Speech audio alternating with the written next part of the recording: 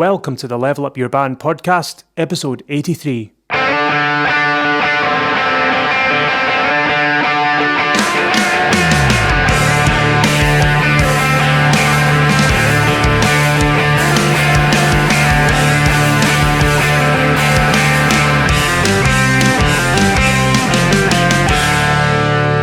Hello, and welcome back to the Level Up Your Band podcast. My name is Gavin Patterson. I'm here with Julian Pumble. Hello.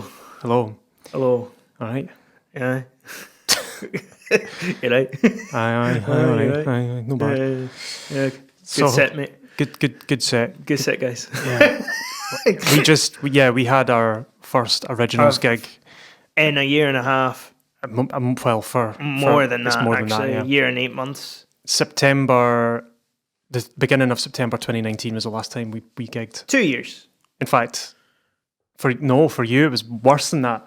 The last gig that you did with Eriska was in August of 2019. Mate.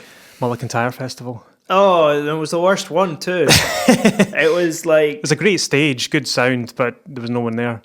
No. There was quite a few people there. There was lots of like underage kids drinking. Yeah, Campbelltown locals. Yeah, I mean, to be fair, like, what else are you going to do? I enjoyed it. It was a good gig. They had a big ceilidh afterwards. Do you remember? I don't remember. Yeah, I can just remember. I think I just blocked it out of my memory. I enjoyed it. It was a you gig. If you enjoyed it, that's fine. I just remember it being a little bit like... We went to Switzerland after that, but you didn't go. No, and then that's when our previous guitarist nearly drowned. Yeah. Yes. Yeah, and then we just didn't gig again. And then, after that, it was just like, no. So yeah, we had our first gig and it all came flooding back. So I decided to do some gig-related podcasts. Yeah. So, yeah. I'm surprised we hadn't done this one sooner. It only took us 83 episodes. Yeah. We've covered gigs loads in the past, but I've never given this a thought. Because sometimes you can be a wee bit too far removed. You're too close to a thing, or you forget what it was like when you were starting out. You think that all this stuff is a given, and that's bad. Like, sometimes it's good to put yourself in the shoes of someone who's starting out and doesn't know these things. So this episode is going to be about how you actually go about your first gig, how to get it, what the practices are. We've talked about this before a little bit, but we've always just assumed that you just go and get a gig. Like, you know how to do that, right? No, you don't. You might not. So, cool. So how you go about getting your first gig. So we'll talk about the first thing you do. Mm-hmm. Now, this is assuming that you've got a set list ready to gig. We're assuming that, right? We're not going to go like, you need to go write a song and then rehearse it and then go get... Obviously, that bit's taken care of. We're just talking about the actual finding of the gig. Yes. So, find a venue. That's first, number one. Yeah, obviously. You need to find somewhere to play it. This is assuming you're not wanting to go down the sort of like the, local gig promoter kind of route, which you can totally do that, but I think it's we think it's more viable to basically put it on yourself. Eventually, I think when you start out, going through a promoter is probably a wise move. Yeah, like for one or two, but once you get a sort of taste for things, it's actually... See, if you don't know anything, it's better letting someone else do the thing first until you see how they do it and then do it yourself. Because if you try to put a gig on yourself, you don't even know what you don't know. Yeah. You don't know what the protocol is with ticket sales and percentages and the bar and the doors opening. You don't know the easily, if you actually went through the process, you would easily find all this stuff out if you had experience. Which is why I say, like, go to a place that has a promoter and deal with that first before trying to do it yourself, because you'll make loads of mistakes. So just when you go to these places, keep your eyes open and just watch what they're doing. Because you can do it yourself, but you actually need to see what you need to do first. Yeah, take notes, either like mentally, literally or mentally. Yeah. So I would say the first thing you need to do is gather a list of like 10 to 20 venues, depending on where you live, if it's a town or a city or whatever. Yeah. But gather a list of venues in your town. In your town and nearby as well. That you think your music would suit. So, and don't be like, oh yeah, I want to play the 25,000 seater arena. And no, like we're talking like anything from 50 capacity to 200. 200, yeah. Uh-huh. That's where you most venues, really. Most venues, yeah. Like bars and venues. You'll see a lot of bars in town. They do like I think the biggest venue in like that is like a sort of gig venue or like a bar in Scotland. Like I think the largest one probably seats or probably takes in about 400 maybe a push. Like where? Like the Grand Old. No, not Grand Old Opry. Although that place is massive. Somewhere like Cottiers is actually pretty big.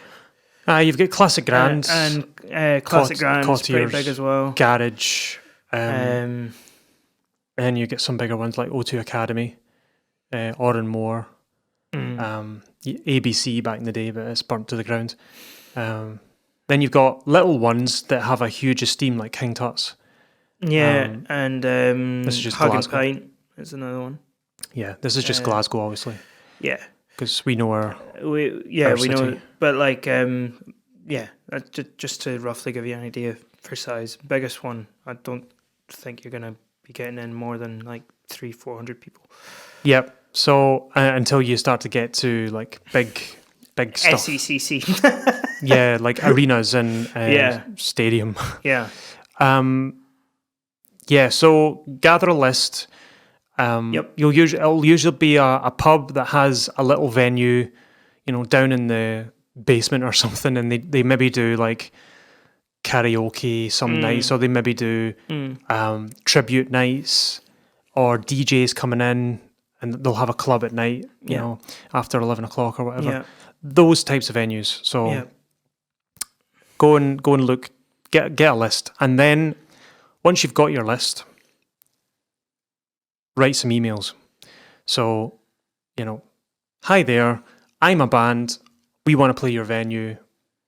Maybe you've been to the venue, you've seen a gig there, and you go, this would suit us. Like, oh, there's a gig on this Saturday night. I'll go down and just scope the place out. Go like, okay, this is cool. Yeah, and in the email, if like once you have seen it, like tell them that like I saw so and so on last Saturday, and I thought it was really good. And I thought our band would fit in well, kind of thing. Try and personalize it as much as you can. Even things like if you know somebody who's played there before, you can say, my friend blah blah blah who played however many nights ago, recommended it, like that kind of thing. Yep. It's basically name dropping, but it kind of is, yeah. But just like it does help rather than blanket. Hello, we are band. We are interested in playing in your venue. Yeah, generic. But like because they will get hundreds, if not thousands, of emails just like that, and they're probably ignoring them. Yes.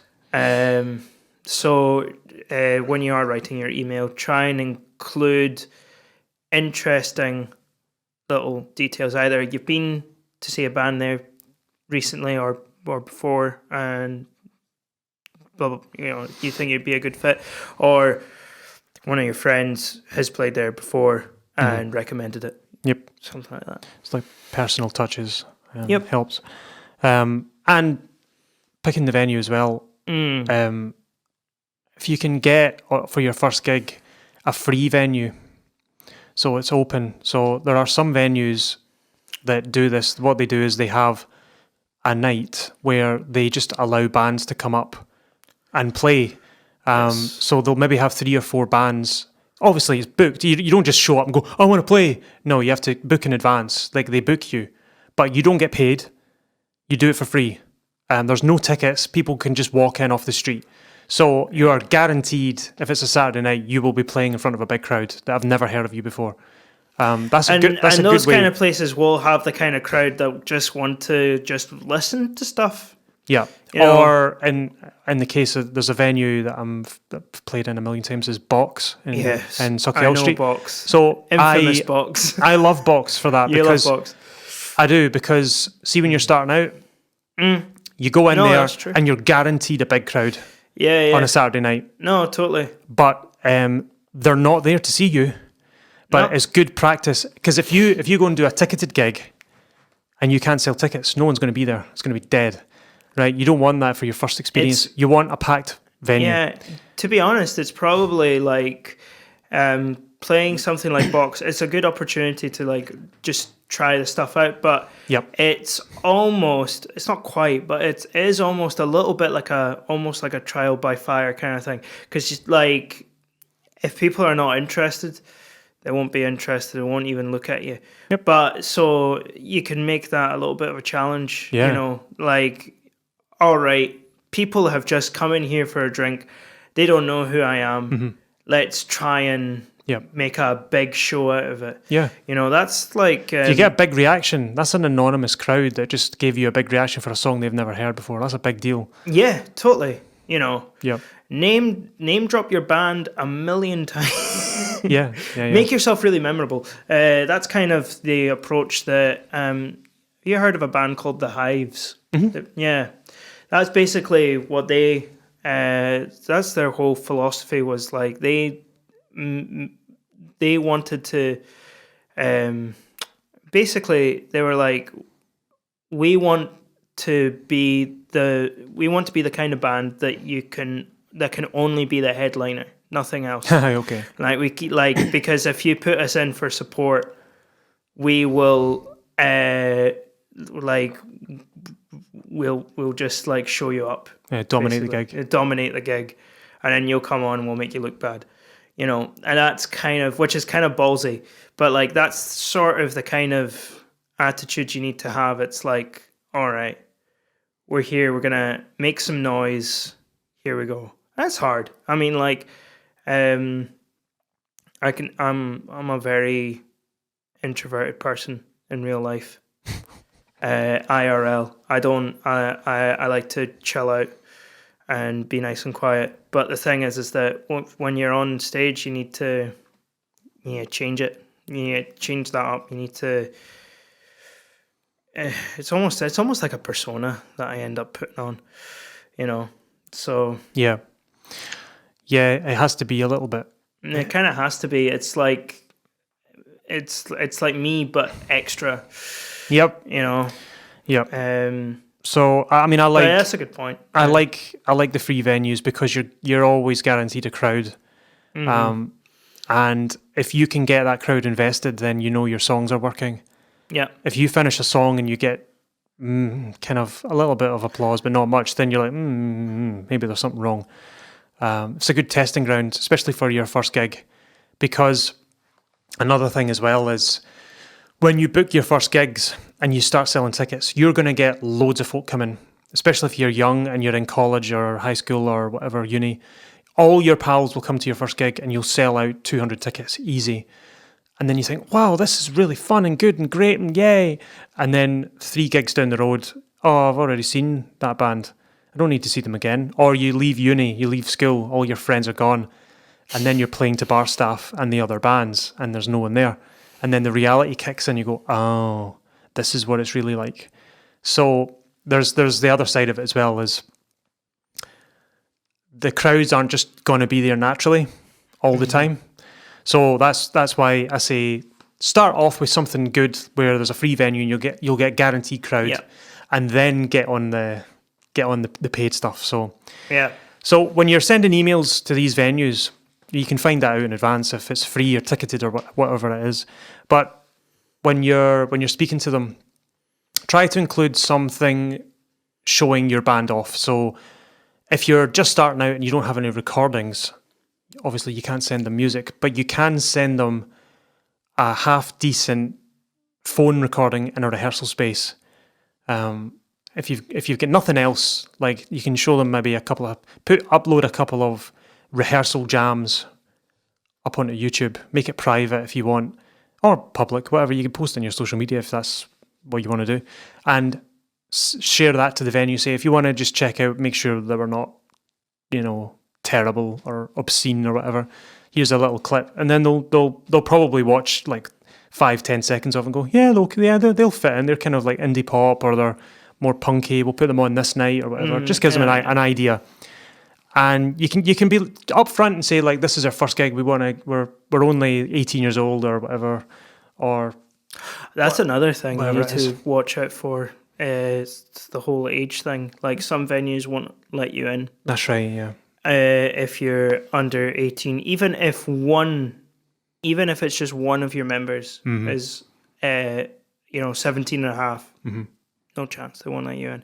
I've seen bands that have been booked and then turn up to the gig, and then the organizer's like, no, because you're all 15, get out. Yeah.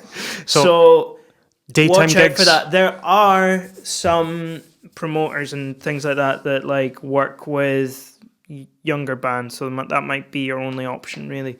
Daytime gigs as well. Daytime gigs too, yeah. My first ever gig, I was 14 years old, and it was a daytime gig on a Sunday in a local pub, and they were doing it was like an open mic but for bands. Yeah. So bands would come up and play, and it was kids were there with their families and stuff on a Sunday afternoon. Yeah. It was great. And we went up there, and that was my first gigging experience, and it was brilliant. But if we were to try and book a gig in that same pub on a Saturday night, they would say no, you're not over 18. So if that's an issue with you, your youngest member is 16, you need to be upfront about that and be like, some of us are under the age of 18. Is that a problem? Some venues might be like, oh, it's okay, it's fine, don't worry. Bring your parents. I don't know what their policy is on that, but bring a guardian. There might be, I don't know, there might be kind of like, don't do anything stupid and you're fine. Don't try and buy any alcohol. Just let you in. Yep. So you've sent all these emails off to all the venues that you've listed, and you get maybe 2 replies and the rest don't. So what do you do? What do you do with ghosts? My policy for ghosting people who ghost you, is to just keep emailing them until you get a no or a yes. Because it might be that they've seen it, they've meant to get back to you, and they've forgotten. Yeah. Because it happens. You know, like if you're getting loads of emails, then but sometimes they are just like, I'm just not going to reply. Yeah. Which is kind of rude. Yeah. Doesn't take a second to just email back and be like, yeah, sorry, not interested. Yeah, so just keep following up, being like, hey, just emailing again to say that we're looking to blah, blah, blah, it would be good to meet up, blah, blah, blah. And just keep doing that periodically. You can space it out however you think you should space it out, whether it's once a week or once a month or whatever. But the ones that do get back to you, first thing you should do is say, if they're like, maybe they say, we're not looking to book new bands just now, we're fully booked or something. You can say, well, how far in the future are you looking to book? Because we're really keen and we have a bit of a following. If you're at school or something, you say, well, actually school bands sell more tickets generally than bands that are just slightly older, because they draw in huge amounts of kids into venues, which is good for revenue. Yeah, I've seen that happen. Yeah. Does it mean that they're a good crowd? No, of course not. But maybe it's just because I'm old. So if they say no or yes, say, would it be all right if I came into the venue just to meet you and scope the place out? They'll usually say, yeah, that's fine. So you go to the venue, you ask for Bob, whoever you were emailing, and then say, hi, we spoke on the phone, and face-to-face interaction with them. Go, hi, bring the band, or maybe a couple of people. Don't overwhelm them with the full band, and I think it's always better to get that face-to-face interaction. Maybe they'll show you around the venue. Go, this is the This is the stage. This is the setup. Maybe you'll meet some folk, but like some bar staff or whatever. Like some of them are quite friendly. Some of them are really not. Some of them are just like, no, go away. But I've met both types. Like I've met some that are like, yeah, come on down, we'll have a chat, and they're quite fine about it. And then I've met other folk that are just so standoffish and just, oh yeah, the venue's downstairs, just go and look. And then you just walk down yourself, and it's like, okay, thanks, bye. Like they're just useless. Yeah. But I think it's still worth doing, because for yourself and to show that you're actually keen. Yeah. So once you get a yes, and you're booked, keep in contact with them. So maybe your gig's in 2 months' time. Mm-hmm. Keep emailing them. Just be like, oh, we've got some posters. We'll send them in. Can you put them up on the notice board? Yeah, sure. Or keep them updated with ticket sales. Oh, we've managed to sell 15 tickets. Just letting you know. Blah blah blah. Just keep checking in with them. Mm-hmm. Promoters hate it when bands ghost, because they start panicking. They start thinking, oh no, are these guys forgotten about it, or have they abandoned it?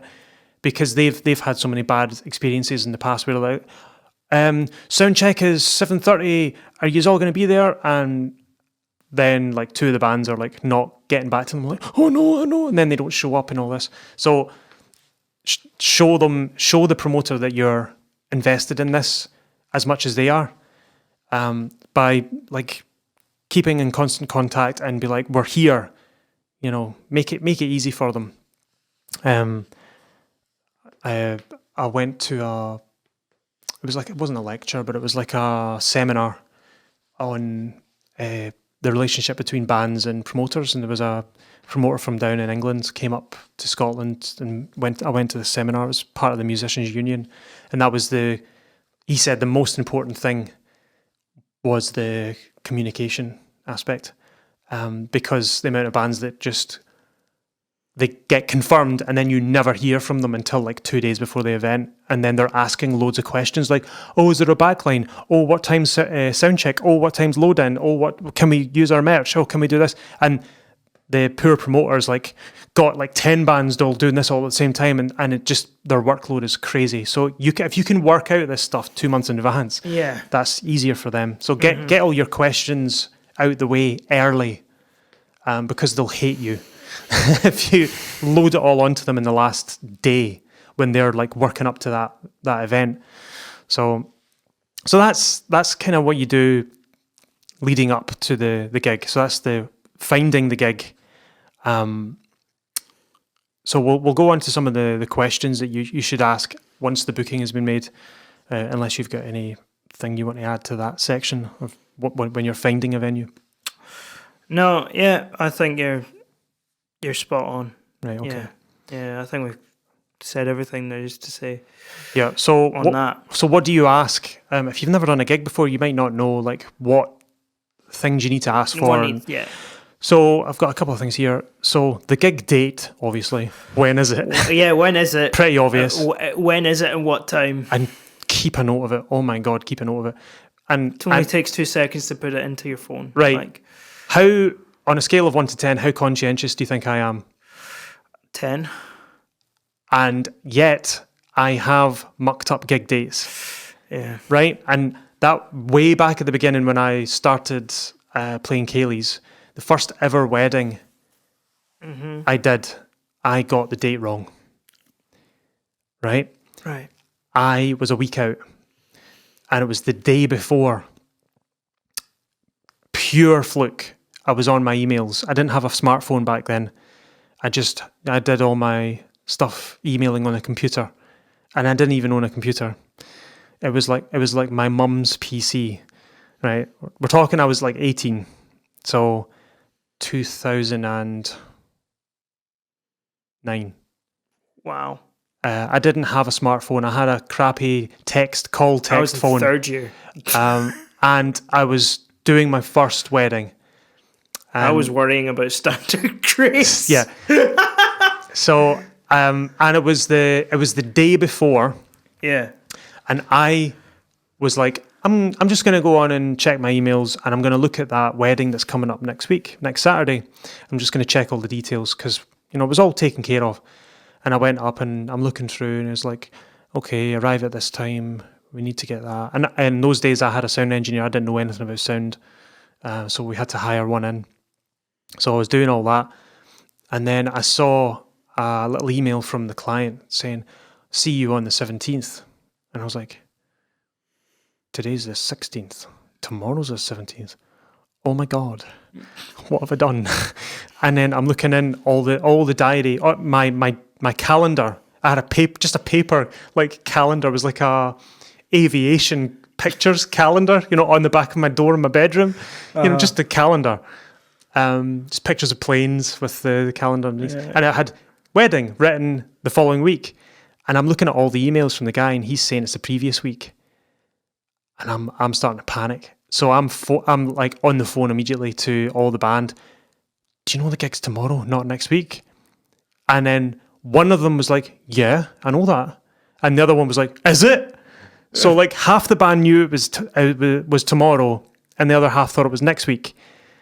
And dodged a bullet. So that was me being organised.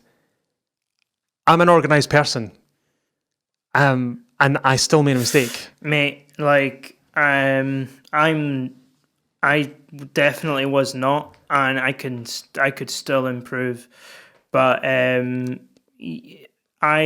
ended up having to make so many mistakes to then get my ass kicked and then go, right, okay. 'Cause that's the kind of person that I am. I'm like, I have to do it wrong first. Yeah, trial before by fire. I do it right. I've always been like that. Like it's only ever like I've even done things. It's very rare that I do something right the first time, and if I do, it's probably a fluke. Like I always, and so many times, like I've done every single thing that you're not supposed to do at least once. Double booking myself, forgetting a gig. Luckily for me, it's only been like, it hasn't been like anything super serious when that has happened. And I've managed to sort it out because I seem to have a bottomless pit of luck. Yeah. I just seem to be able to don't be like me. Be like Gavin. Yeah. Be organized. Well, it was that failure that was like, I need to get a proper calendar. Yeah. And from then on, what did I do? I think the following year I got an iPod Touch for my birthday, and then I had a calendar app, and I was like, I can do that. But so up until then, I was putting them on my calendar on my back of my door. But I can't take my calendar off the back of my door to different places. So like if I needed to check if I was free, I had to go home and check. So I was like, this is no good. So I put it in my iPod Touch. And then when I got an iPhone, obviously that synced across. Mm-hmm. And then that's the system I've been using all this time. It's just iCalendar. So as it happens, that first gig turned out to be a disaster anyway. But it wasn't my fault. Right. Well, technically it was. Because I didn't know anything about sound, I had to get a sound guy. And the sound guy we got was basically a student who didn't really know much more than I did. And he forgot a piece of gear. He left it at home to the point where the PA would not work without it. And he left, and we ended up being like 45 minutes late for the first dance. And all the party were coming into the room and like, we all good to go? And I was like, nope. And the guy's driven all the way to the other side of town. Yeah, that was my first experience of a wedding. It was the mother of the bride screaming at me. Oh no. Yeah, I was only 18. Oh no. Yeah, not fun. Not fun. I can't remember. My first one was a dep, and I just remember the week before trying to learn 60 songs. Yep. That was rough. And then when I got there, it was in Edinburgh, and this Ronnie Corbett-looking guy comes up. They had an MC. It was just this little short red man in a red suit, and they had gifted. The bride and groom had 3 kids, and the 3 of them got morph suits, black morph suits. So while we were sound checking, there was just these 3 little weird kids in morph suits. You know, the anonymity, like, it was very powerful. So we were just being like really, really weird, like on all fours, like scuttling around, like. Oh my God. Being really weird. And at one point, the singer of the band was just like started shouting at them and they went away. Started getting them into trouble. That's much less stressful. Yeah, much less stressful than like I've yet to have a horrible experience like that. We've gotten close, but like I think the worst one was they were adamant that they wanted us to play outside, but there was a thunderstorm. And there was water seeping from the ground. Basically, we didn't want to say it because we didn't want to be too dramatic, but we were like, if we play outside, we'll die. One of us will die if we play outside. Do you want that? And they were like, no, actually, now that you say that like that, not really. And we were like, cool, we're going to play inside then. Right. So anyway.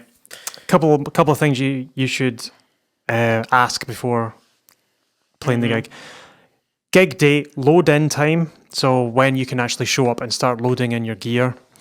The sound check time, and bear in mind, if you've never played a gig before, like 90% of venues you play, the sound check is always running late. It's always running late. And it's usually because one of 2 things. 1, the bands haven't showed up at the time they were told. Number 2, the sound engineer hasn't showed up at the time he was told. Or 3, the venue owner hasn't unlocked the door yet. Many, many times I've been stood outside venues with the door locked, alongside the sound engineer, waiting on the owner coming with the key. Done that a few times. So that's usually what happens. On the rare occasion where your sound check happens when it's supposed to happen, it's good to know in advance when that is. And usually head to the venue like 15 minutes, half an hour before you're told, just in case you can get on early. Because occasionally they'll like, oh, you're sound checking last. Occasionally they will like, oh, well, no one else is here. Just come on and sound check. We'll just get you guys done. That sometimes happens. But typically, if you're on first, you sound check last. If you're on last, you sound check first. Typically. Although it didn't happen. The gig we were at on Sunday didn't do that because it was a bit weird. Reasons. Yeah, it was stupid. But gear required provided. So what's the backline? The backline, if you hear people saying, what's a backline? A backline is the gear that they will provide for you. So guitar amps, drums, bass amps. Yeah. That's pretty much it. And maybe a keyboard amp, maybe a keyboard amp and wedges for monitoring. Obviously a PA as well. Yeah. You a don't, PA is usually a given. Standard, yeah. Yeah, PA and wedges is usually a given.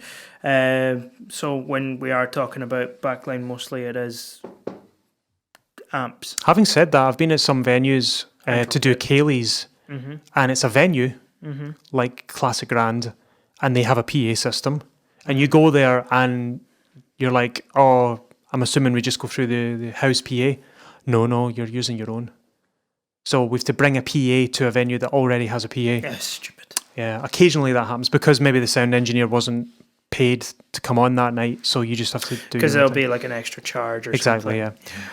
So next thing, what time your set is. So handy to know. How long your set is. Typically, it's like 20 minutes, 30 minutes, 40 minutes. That's usually the kind of standard. When you're starting out, it'll usually be 20-minute set or half an hour set. So a 20-minute set is like 4 or 5 songs. Yeah, depending on if you're averaging like 3 minutes, 30 seconds, 4 minutes, then plus chat. Half an hour, 5-6 songs, 40 minutes, 7-8 songs, nearly maybe. an album's worth. Yeah. Yeah. If you've got an hour, then it's basically a full album plus some tunes. Another thing you should ask is, are you allowed to sell merch? Some venues are a wee bit funny. They don't have licenses or whatever. And they'll not let you sell merch. Say, if it's like a promoted thing where it's all done through like all that, they'll say no. Yeah, it tends to be more of an issue if you're busking, I've noticed, because that's a very particular kind of. You can't, unfortunately, just go and hawk your goods anywhere you like. You need a license. Licenses for that. What? You need a license. Yeah, well, you need a license for everything or anything these days. Who was it? Was it you that was saying the way some people get around that is they go, we have CDs. We accept donations. Yeah. No, like you just have. You'll see it all the time. If you go and like it's a total loophole that is accepted. Like, aye. The police don't really care. They're like, yeah, okay, that's fine. Donations. It's harmless, really.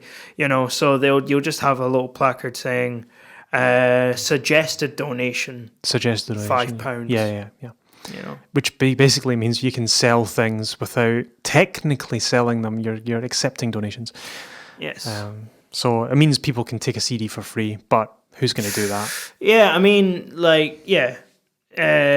Some horrible person could just be like, well, I'm not donating anything. And the last question, which is kind of a multi-part question, how do you get paid? So what's the process of payment? Do you get a flat rate? So is it like, you're going to get paid £200? Right. Yeah. That's it. If you sell 1 million tickets or one ticket, you're getting £200 or £300. Or do you get paid only when a certain amount of tickets have been sold? Or do you get a percentage of tickets sold? Or do you split the money between band members and put towards band funds? So that's a separate thing. If once you get paid, what do you do with it? Do get the payment. Or is it free? Do you get nothing? Do you get nothing? Yeah. That's the type of things you need to ask. Obviously, the splitting money between band members, that's like, if you get the money, are you going to split it evenly and just give it to the band members? Or are you going to do both? You're going to take like some for each individual member and the rest to the band, like a band pot? That's up to you. I'd recommend doing that. Put it in the band pot. Some of it anyway, because you're going to be, if you've never recorded before but you're starting a gig, it's good to put some money aside for recording. It seems to help. So that's everything I thought you would need to know in advance. So that's the type of things you ask once you've made your booking, so that things go smoothly. Because you might not know what to ask until you get there, and they ask you, "Oh, have you got the left phalange?" And you're like, "The what? What's that?" And you don't know what a phalange is. What's wrong with you? So yeah, you don't want to be caught out when everyone and their granny knows what a phalange is, and you're stood there like, I don't know what a phalange is. So yeah. So once you're at the gig, things to remember to do when you're at the gig: learn the promoter's name and thank them for letting you play. Very important. Yeah. When you meet them, say, "Hi, nice to finally meet you," or "Nice to see you again." Be nice. Names. Actually, just be a decent human being. Don't be just like, all right, and then just go and sit at the back. Like, talk to them. It doesn't make you look cool if you just like, I don't know. I mean, I guess that's the only thing that comes to my mind when people actually do that. They're either too socially inept, or they think they're going to look really cool by just being like aloof and like a lone wolf. It's not going to make you look cool. Just no, be friendly. That's cool. Yeah, being a responsible citizen. That's cool. And learn the sound engineer's name and thank them for doing a good job. 100%. Yeah. I was at a They venue never once, hear any nice things. and Sound engineers. I was at a gig, and it was in the middle of the set, and the lead singer goes, "Hey, sound guy, can I get more guitar?" Hey, sound guy. Oh, how demeaning! All and it takes is dehumanizing. when they're patching your stuff in and miking you up, you go, "Hey, I'm Gavin. What's your name? I didn't catch it." "Oh, hi, Bob." Everyone's Bob now, apparently. Yeah. All right. Thanks for doing this. This is great. Thanks. Blah blah blah. And I'd just like to thank Bob, the sound engineer, for doing such a great job. We sound great. Let's give him a round. Like, don't be like, "Hey, sound guy." Hey, you Yeah, peasant, peasant. Make me sound better. do your job. Yeah, No, it doesn't look good. Yeah. Doesn't look good at all. And I've got written here, do not sit in the corner with your band in your little bubble. Go and try and talk to people. Yeah, go out, shake hands, introduce yourself to other bands, Yeah. talk to promoters, Sometimes sound it's hard, engineers. man. Like, there's been a couple of times where we played like a gig and everybody's just being really antisocial, Insular, and weird, yeah. and insular, and there's not much you can do. Yeah. In that situation, because it is hard. Like when everyone's being like that, to then be like, "Hi, my name's Julian." A perfect way to break that. You're all musicians. Guitarists go up and go, "That's a cool guitar. Where'd you get that? Oh, that pedal's cool. I was looking at that." Drummers, "Oh, have you got those signature sticks? Oh, I was looking at them." Blah blah. Just that's your way in. Yeah. Gear. That's how musicians talk to each other. Is through gear. That's how we. Honestly, like every time there's a band in, it doesn't matter who they are. I've never met them before. If they come into the studio, we'll bond over gear. Yeah. We're so like materialistic. I love it. Yeah. It's yeah. "Oh, cool, you've got a Crybaby. Oh, nice. Oh, I recorded with one, a couple of years ago, and it broke. Haha, funny." That's a cool bass. I've never seen that one before. Yeah, I just gear stories. Gear, just get in. It's like the weather to musicians. It is. It really is. Certain musicians, Yeah. So yeah, that's always a good way to just be sociable. You know what I Yeah. mean? Just go and be normal. And we'll get on to if you can, always stay for the other band's set and make a good point of saying you enjoyed their set if you actually did. Do not just pass the generic "good set, guys" line. Yeah, 100%. It's like that old saying, like if you don't have anything nice to say, don't say anything then. Don't say nothing. Yeah, and don't just say "good set, guys." Don't guys." just be like, "Oh, that was great," because it's such an empty, I always make a point of like, if I listen to a band and I was like, "Hey, that was actually pretty good," I'll make a point of being like, "You guys sounded great," and be really genuine and serious. Like that was a really good set. You guys sounded really good, rather than like, "Oh yeah, that was great. That was great, guys." It's like It's so empty and hollow, and people know. Every time I've gotten a good set, guys, from somebody, I'm like, "You didn't care, so you might as well not talk to me." Yeah. First time it's I more insulting, really. First time I experienced that, I was like 19, and it was finished. I finished playing a set, and I'm packing up my cymbals, and I'm walking down the steps into the wings, and the drummer and guitarist and everything of the next band is walking up the same steps, and they just look at me as they're walking to the stage, going, "Good set, guys. Good set, guys. Good set, guys." And it's just like, they're walking past you, and the only thing they can say in that moment is they have to say, "All right, they've just played a set. We need to say this. We need to say something." Yeah. Yeah. I feel like it's more. I've not encountered it so much in the kind of circles that I move in, but it's definitely like a metal band thing. It can be, yeah. Yeah, I've seen it more often there than when I've played other kinds of gigs. I've seen it in like just normal poppy rock stuff as well. Yeah.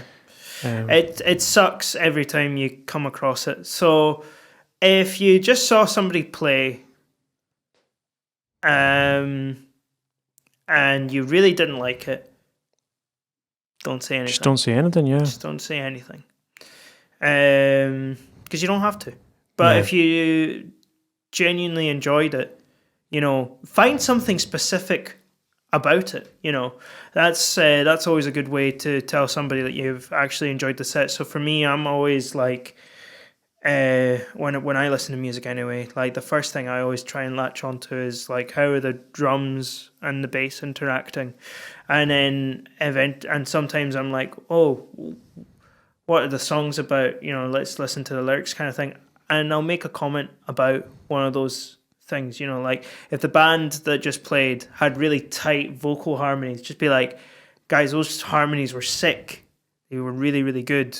Or whatever, however you kids talk, What is it they say now? Like, those vocals were bussing. Is that a thing? That's a thing. Is that a thing that you would say? That's a thing I've heard, yeah. Well, ask my sister. She'll know. Yeah. Anyway, yeah. Find something specific. Yeah.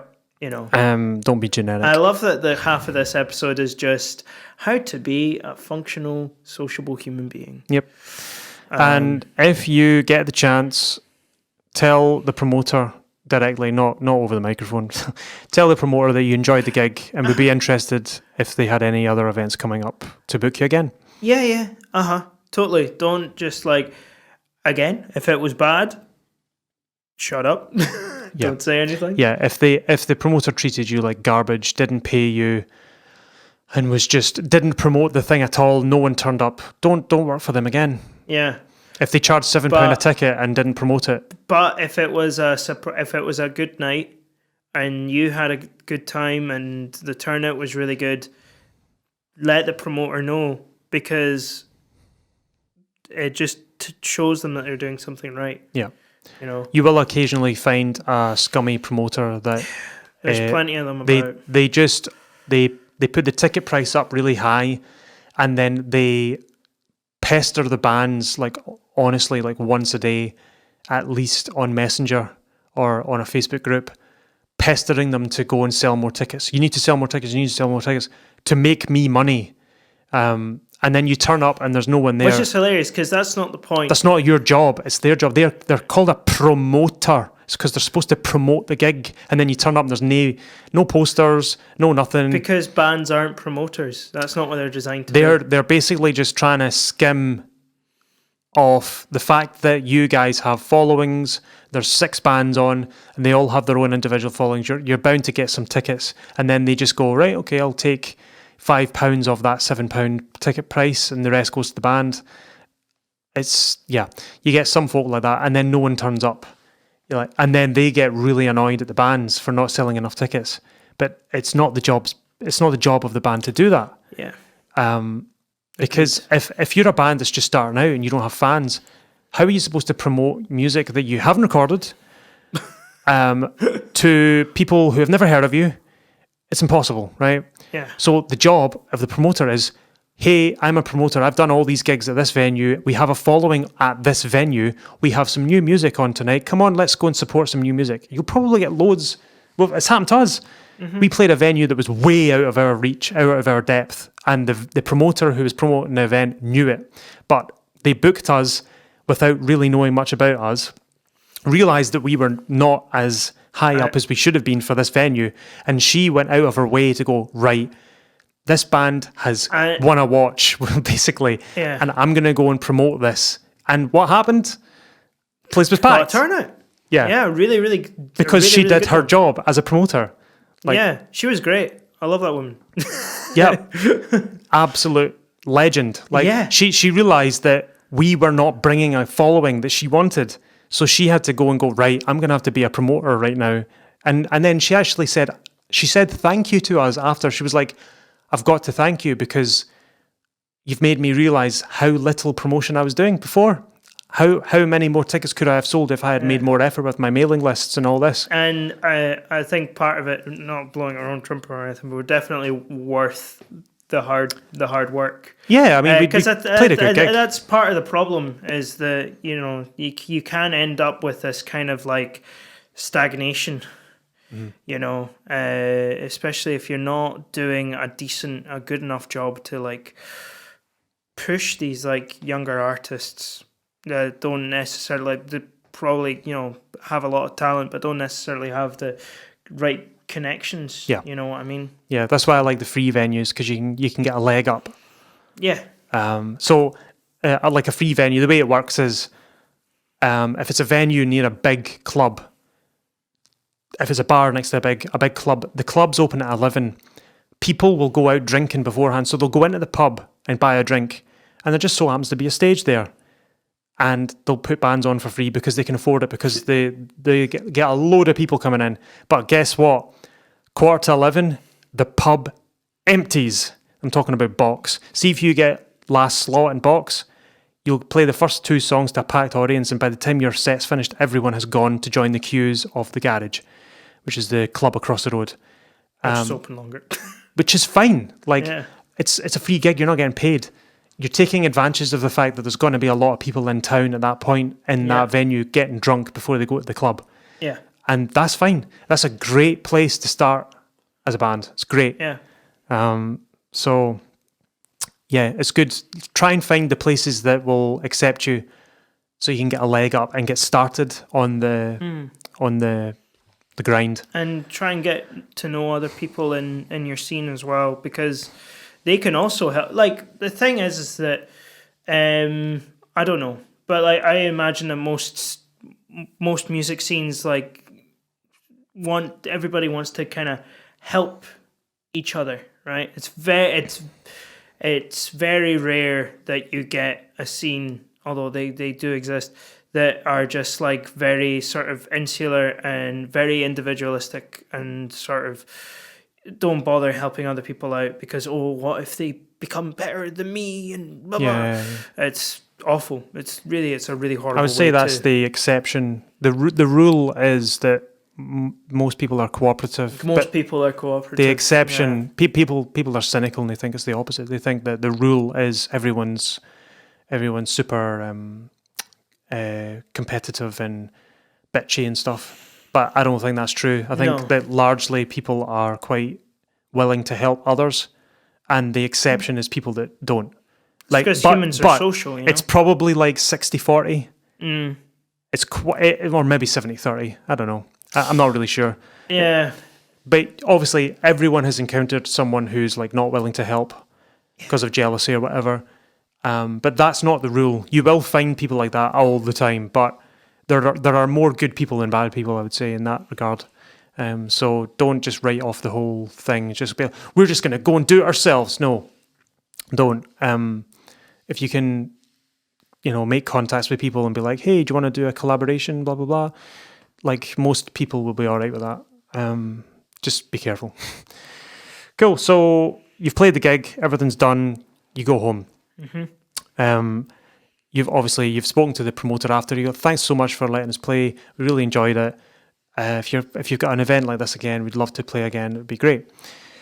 So that's how you leave it. And then maybe the next day, again, send an email to the venue promoter, whoever it is that did the gig, and thank them again. Just say, thanks again for last night. It was great. First gig, brilliant.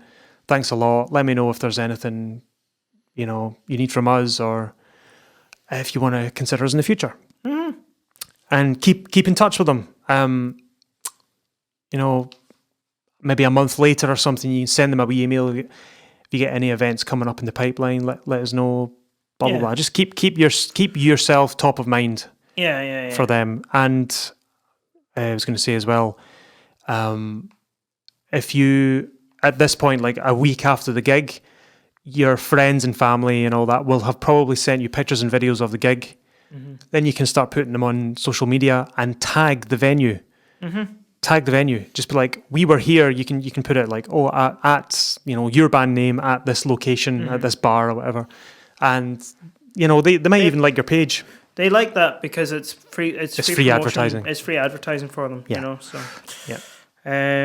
But just a wee bit extra effort you can do.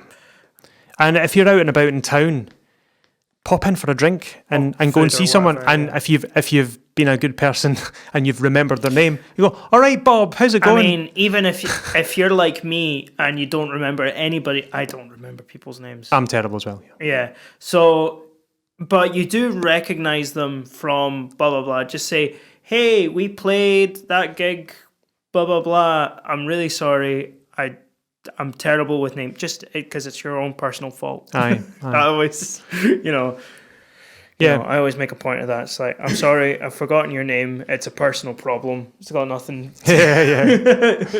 I need to work on this myself. But just go in and like, oh, how's things been? Maybe it's a month later. Oh, good. Oh, by the way, we've got an event coming up, blah, blah, blah. We're looking for another 2 bands. Are you guys up for it? Yeah, sure. But because you were there, you're like, oh, hey, I'm just in for a pint, blah, blah, blah. Oh, how's things? If you're obviously you're better doing that than just sitting in the house and never speaking to them again. Like, I'm not talking about, following them home and like spying on them or something. I'm just like, you're better just to keep in contact than not. They call this networking. I call it just being normal. I hate those technical terms. Like, it's like in college there was like classes on this. Like, today we're going to talk about networking. I.e. talking to other people. Do we have to give it a stupid name? No, it's just like, all right, how's it going? Like, have a chat.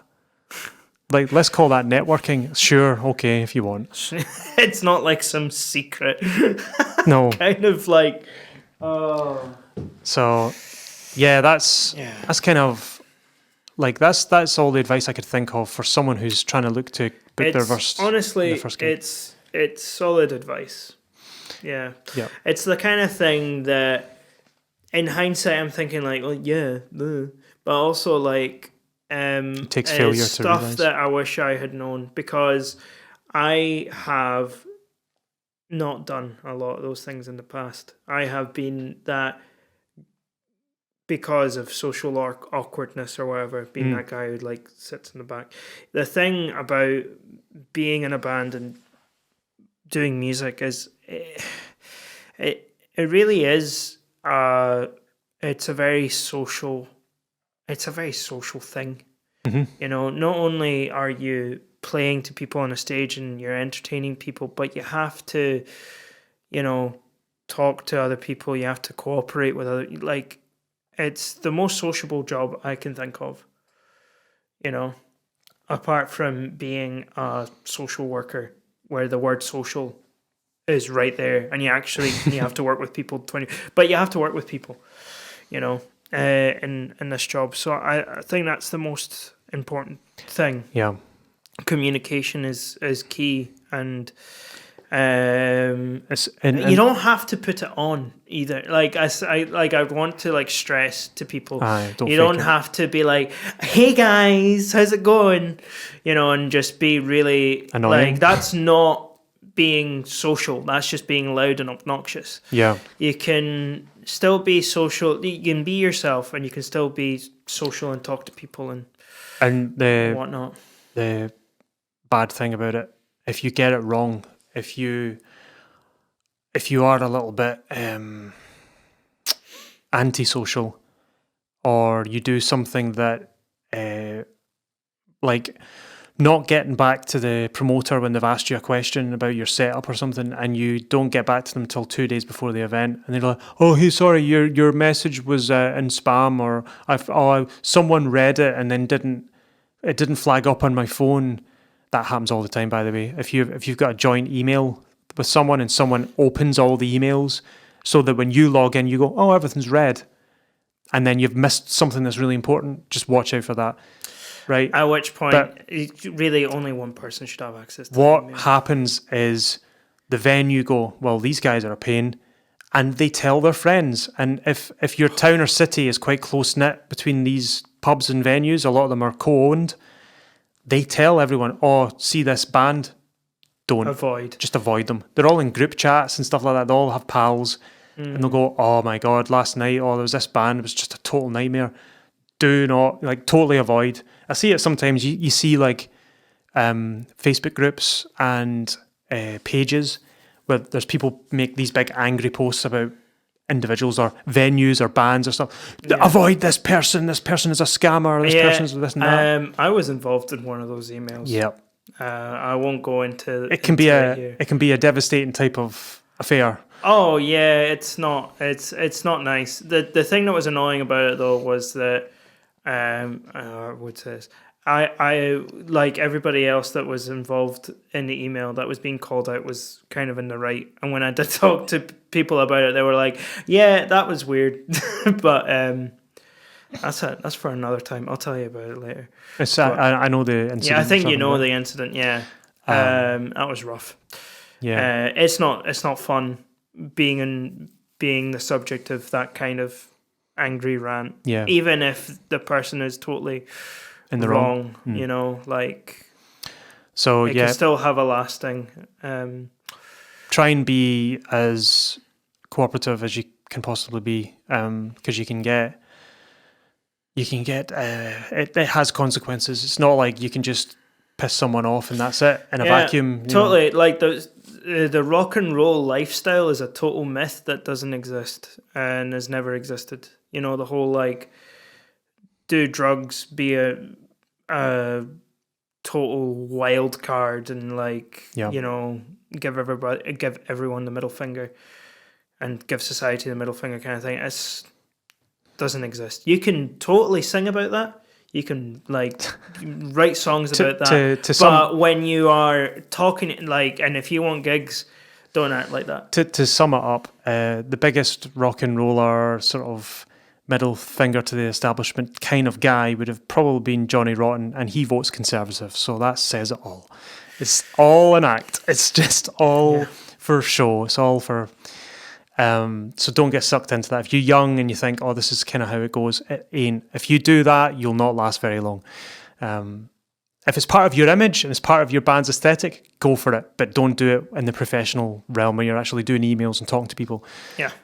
It's not like that, and it's never been like that. Bands who were like that have all disappeared. Even the Who, like their manager was probably quite switched on, even though the band members weren't. And the one who was the worst is dead, you know. So it didn't work out for him. Yeah. So yeah, don't be like that, because all the promoters and all the venues, they all talk to each other. Yeah. So yeah, that was kind of a sort of episode guide on how to get your first gig, and hopefully it helps. It's been a while since I've done that. I mean, you know, you only do your first gig once. Yeah. So and it's been a while since I've had to think about that kind of stuff. Once you know how to do a thing and you learn how to do it proficiently, you forget how hard it was to not know how to do it proficiently. Yeah, totally. It's like learning how to ride a bike, or even like how to drive a car. Yeah. You're sitting on a motorway going, this is fine, this is easy. And like a couple of years ago, I was like, I don't understand the gears, and you know. Cool. So that's that. That's all I had to say on that. No, that's good. That was good. Yeah. So if that helped, let us know. Be good. If you want to comment on any of the episodes, you've got 3 options. You can do it on Facebook comments, you can do it on Instagram comments, just on the Level Up Your Band page, or you can comment on YouTube on the video. Leave us a little rating on Apple Podcasts. Yeah, and follow on Spotify if you haven't already. Subscribe on Google Podcasts. Yeah, sure, if you want. If you want. I don't really care. And check out the website if you want. Some extra bits and pieces on that. You can sign up and get a couple of free downloadable PDFs, just helpful guides on different things, so you can have a wee look at that. But that was that. So next week I kind of want to do some more interviews, so trying to think of some guests we can get on. I think it may be quite cool to get a band on. That would be kind of fun to get a band on. Just we'll maybe think about see who we can get. How would we do it?